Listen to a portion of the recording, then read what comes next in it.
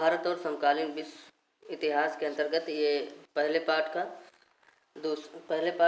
दूसरा पार्ट है, जिसका नाम है यूरोप में राष्ट्रवाद का निर्माण। आइए हम लोग आज इस पर चर्चा करते हैं कि यूरोप में राष्ट्रवाद का निर्माण किस प्रकार से हुआ और इसके अंतर्गत क्या क्या बातें सामने निकल के आई। जैसा कि आप लोग देख रहे हैं कि यूरोप में राष्ट्रवाद का निर्माण किस तरह से हुआ, इसको हम लोग शुरू करते हैं। अगर आप मध्य 18वीं सदी के यूरोप के नक्शे को देखें तो उसमें वैसे राष्ट्र राज्य नहीं मिलेंगे जैसे कि आज है। यानी अगर आप इस समय विश्व का नक्शा उठा के देखें तो जो यूरोप का नक्शा है 18वीं सदी में, उसमें आपको बहुत सारा अंतर दिखाई देगा।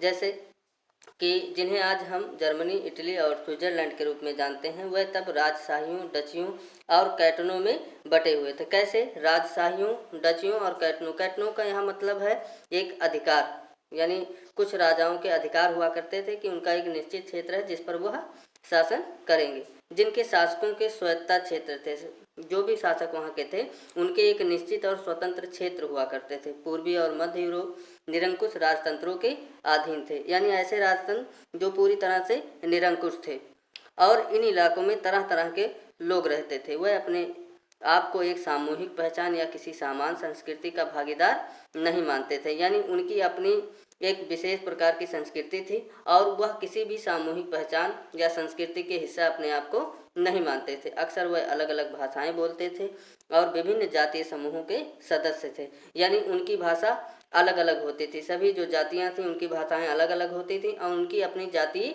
समूह थे।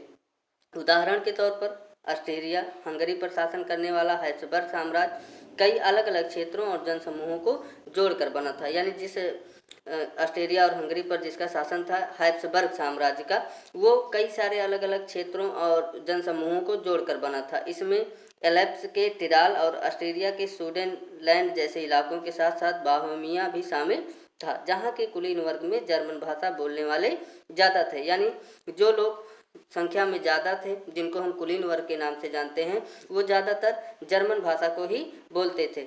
हैब्सबर्ग साम्राज्य में लंबार्डी और वेनेशिया जैसे इतालवी भाषी प्रांत भी शामिल थे। यानी जैसे एक तरफ कुलीन वर्ग था जो जर्मन भाषा को बोल रहा था, वहीं दूसरी तरफ लंबार्डी और वेनेशिया जैसे कुछ क्षेत्र थे जहाँ पर इतालवी भाषा बोली जाती थी। हंगरी में आधे लोग मैग्यार भाषा बोलते थे, जबकि बाकी लोग विभिन्न बोलियों का इस्तेमाल करते थे। गालिसिया में कुलीन वर्ग पोलिश भाषा बोलते थे, यानी जो आज की पोलैंड की भाषा है पोलिश, वो बोली जाती थी। कहाँ पे? गालिसिया में। और किसकी भाषा थी? कुलीन वर्ग की।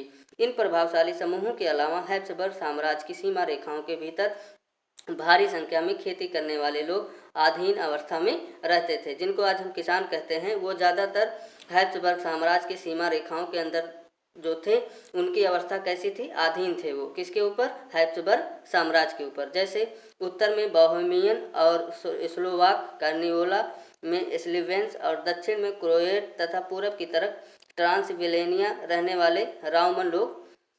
ऐसे फर्क राजनीति एकता की आसानी से बढ़ावा देने वाला नहीं था। यानी जिस तरह से यह साम्राज्य पूरी तरह से बिखरा हुआ था, ये किसी भी तरह से एक राजनीतिक एकता को आपस में मिलाने वाला नहीं था। इन तरह तरह के समूहों को आपस में बांधने वाला तंत्र केवल सम्राट के प्रति सबकी निष्ठा थी। यानी अलग अलग भाषा, अलग अलग बोली, अलग अलग संस्कृति के लोग जो थे किसमें? हैब्सबर्ग साम्राज्य में। उनको बांधने का सिर्फ एक काम था, उनको बांधने का एक ही जरिया था कि वह साम्राज्य था, उसके जो सम्राट थे उनके प्रति उनकी निष्ठा ही इन सभी लोगों को आपस में जोड़कर रखती थी।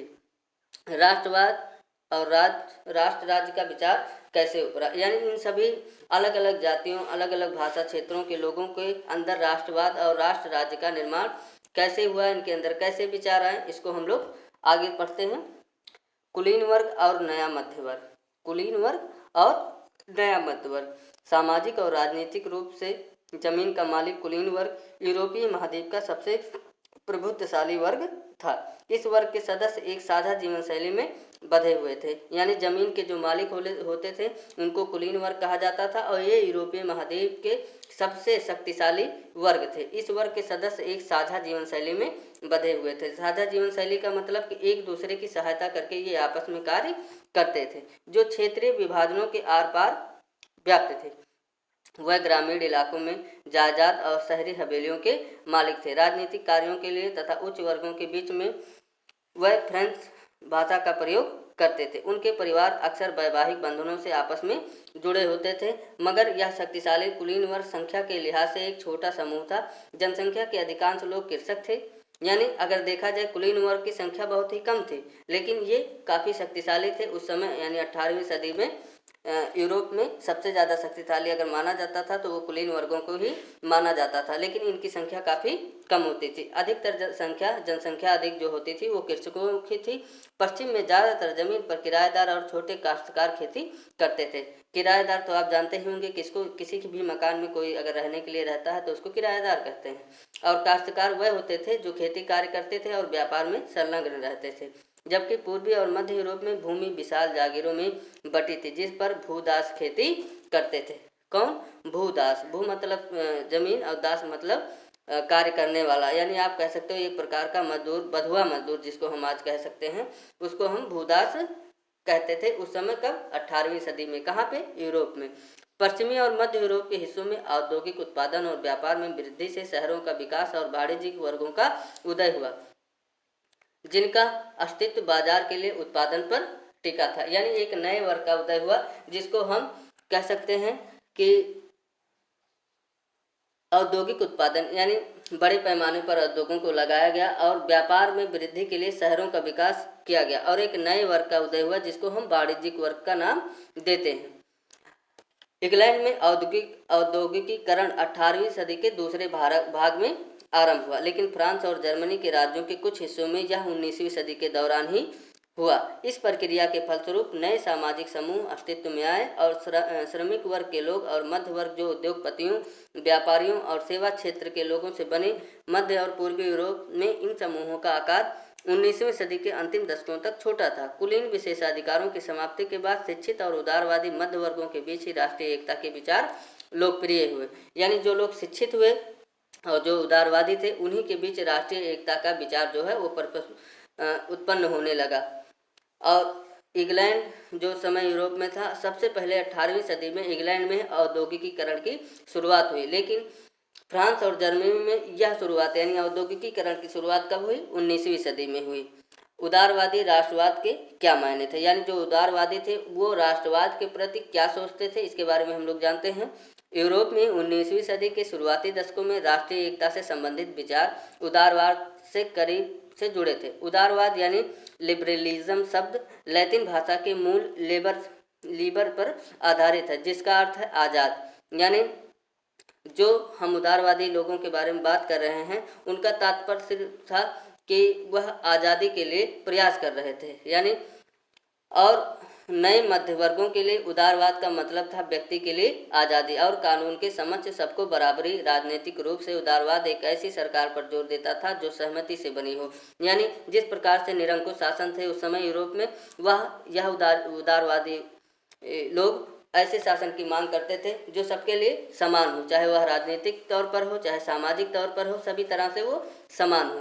सरकार पर जोर देता था और जो सहमति से बनी हो, और ऐसी सरकार का सहयोग करते थे जो सारे लोगों के द्वारा सहमति से बनी हो। फ्रांसीसी क्रांति के बाद से उदारवाद निरंकुश शासक और पादरी वर्ग के विशेषाधिकारों की समाप्ति, संविधान तथा संसदीय प्रतिनिधि सरकार का पक्षधर था। यानी उदारवादी लोग जो फ्रांसीसी क्रांति के समय आगे आए वो निरंकुश शासकों और पादरी वर्ग से बिल्कुल अलग, उनको नहीं चाहता था कि वो शासन में भागीदारी उनकी रहे, और ऐसे शासन की मांग करने लगे जो संविधान और संसदीय प्रतिनिधि सरकार के द्वारा निर्मित हो। 19वीं सदी के उदारवादी निजी संपत्ति के स्वामित्व की अनिवार्यता पर भी बल देते थे, लेकिन यह जरूरी नहीं था कि कानून के समक्ष बराबरी का विचार सबके लिए मताधिकार के पक्ष में था। आप याद करें कि क्रांतिकारी फ्रांस उदारवादी प्रजातंत्र का पहला राजनीतिक प्रयोग था और वह मत देने और चुने जाने का अधिकार केवल संपत्तिवान पुरुषों को ही हासिल था। यानी जिसके पास संपत्ति है वही इन सरकारों को बनाने के लिए अपने मत प्रस्तुत कर सकता था। संपत्ति विहीन पुरुष और सभी महिलाओं को राजनीतिक अधिकारों से वंचित रखा गया था। केवल थोड़े समय के लिए जैकोबिन शासन के समय सभी वास्क पुरुषों को मताधिकार प्राप्त था, मगर नेपोलियन की संहिता पुनः सीमित मताधिकार वापस आई और उसने महिलाओं को आवश्यक दर्जा देते हुए उन्हें पिताओं और पतियों के अधीन कर दिया। यानी अगर देखा जाए तो फ्रांस की क्रांति के बाद जिनके पास संपत्ति नहीं थी या संपत्ति विहीन पुरुष और महिलाएं थीं उनको मताधिकार तो प्राप्त हुआ, लेकिन कुछ ही समय के लिए। जैसे ही नेपोलियन का आधिपत्य हुआ और नेपोलियन की संहिता आई, उनका मताधिकार फिर से समाप्त कर दिया गया और उनको अपने पिता और पतियों के अधीन कर दिया गया। संपूर्ण 19वीं सदी तथा 20वीं सदी के आरंभिक वर्षों में महिलाओं और संपत्ति विहीन पुरुषों के समान राजनीतिक अधिकारों की मांग करते हुए विरोध आंदोलन चलाए गए। यानी कुछ गुटों ने इस राजनीतिक अधिकार की मांग को लेकर कई सारे आंदोलनों को किया कि सबको मत देने का अधिकार प्राप्त हो। आर्थिक क्षेत्र में उदारवाद, बाजारों की मुक्ति और चीज़ों तथा पूंजी के आवागमन पर राज्य द्वारा लगाए गए नियंत्रणों को खत्म करने के पक्ष में था। यानी जो आवागमन के साधन थे या जो साधन यूरोप के बाहरी देशों से आते थे, उन पे जो टैक्स या कर लगाए जाते थे, उसको समाप्त करने के लिए उदारवाद आगे आया। 19वीं सदी के दौरान उभरते हुए मध्य वर्गों की यह जोरदार मांग थी कि आइए हम 19वीं सदी के पहले भाग में जर्मन भाषी इलाकों का उदाहरण लें। नेपोलियन के प्रशासनिक कदमों से अनगिनत छोटे प्रदेशों से 39 राज्यों का एक महासंघ बना। इनमें से प्रत्येक की अपनी मुद्रा और नापतोल प्रणाली थी। 1833 में हैम्बर्ग और न्यूरेमबर्ग जाकर अपना माल बेचने वाले एक व्यापारी को 11 सीमा शुल्क नाकों से गुजरना पड़ता था। यानी अगर उसको व्यापार करना है, किसी भी व्यक्ति को जो हैम्बर्ग का हो, और जब वह व्यापार के लिए निकलता था तो लगभग 11 सीमा शुल्कों को वो पार करता था। यानी 11 जगहों पर उसको कर देना पड़ता था और हर बार लगभग 5% सीमा शुल्क देना पड़ता था। यानी 11 जो नाके वो पार करता था, 11 सीमाओं को जो पार करता था, लगभग कितना शुल्क देना पड़ता था? 5%। शुल्क अक्सर वस्तुओं का वजन या आकार के अनुसार लगाए जाते थे। चूँकि हर क्षेत्र की अपनी नापतोल व्यवस्था थी, अतः हिसाब लगाने में समय लगता था। मसलन कपड़े को नापने का पैमाना एल था, जिसकी लंबाई जगह बदलने के साथ घटती बढ़ती थी। यानी एक जगह पे एक कपड़े की लंबाई अगर कुछ कम है तो दूसरी जगह पे वो ज़्यादा हो जाती थी। अगर एक यल कपड़ा फ्रैंकफर्ट में खरीदा जाता तो 54.7 सेंटीमीटर मिलता था और मेज में, यानी मेंज भी एक जगह है, वहाँ पर 55.1 सेंटीमीटर वही कपड़ा माना जाता था। न्यूरेमबर्ग में 65.6 सेंटीमीटर और फायरबर्ग में 53.5 सेंटीमीटर। इस तरह से आप देख सकते हैं कि अलग अलग जगहों पे कपड़ों की नाप अलग अलग मानी जाती थी। नए वाणिज्यिक वर्ग ऐसी परिस्थितियों को आर्थिक विनिमय और विकास में बाधक मानते हुए एक ऐसे एकीकृत आर्थिक क्षेत्र के निर्माण के पक्ष में तर्क दे रहा था जहां वस्तुएं, लोगों और पूंजी का आवागमन बाधा रहित हो। 1834 में प्रूसा की पहल पर एक शुल्क संघ जालवेराइन स्थापित किया गया, जिसमें अधिकांश जर्मन राज्य शामिल हो गए। इस संघ ने शुल्क अवरोधों को समाप्त कर दिया और मुद्राओं की संख्या 2 कर दी। उससे पहले 30 से ऊपर थी। इसके अलावा रेलवे के जाल ने गतिशीलता बढ़ाई और आर्थिक हितों को राष्ट्रीय एकीकरण का सहायक बनाया। उस समय पनप रही व्यापक राष्ट्रवादी भावनाओं को आर्थिक राष्ट्रवाद की लहर ने मजबूत कर दिया। यानी जिस प्रकार से हम देख रहे थे कि व्यापार करने के लिए व्यापारियों को बहुत सारी कठिनाइयों का सामना करना पड़ रहा था। अलग अलग क्षेत्रों में कपड़ों की नाप, भार सभी अलग अलग थी, मुद्राएं अलग अलग थीं। इन सभी को समाप्त करते हुए एक जालवेराइन संघ का निर्माण हुआ और जिसके अंतर्गत बहुत सारे जर्मन राज्य शामिल हो गए और इनका उद्देश्य एक ही था कि जो ये विभिन्न प्रकार के अलग अलग कर लगाए जा रहे हैं, इनको एक कर दिया जाए। इसके साथ साथ जो आवागमन में समय लगता था उसको समाप्त करते हुए रेलवे का जो जाल था उससे सामानों का आवागमन शुरू कर दिया गया। 1815 के बाद एक नए रूढ़िवाद का उदय हुआ। 1815 में नेपोलियन की हार के बाद यूरोपीय सरकारें रूढ़िवाद की भावना से प्रेरित थी। रूढ़िवादी मानते थे कि राज्य और समाज की स्थापित पारंपरिक संस्थाएं जैसे राजतंत्र, चर्च, सामाजिक ऊंच नीच, संपत्ति और परिवार को बनाए रखना चाहिए। फिर भी अधिकतर रूढ़िवादी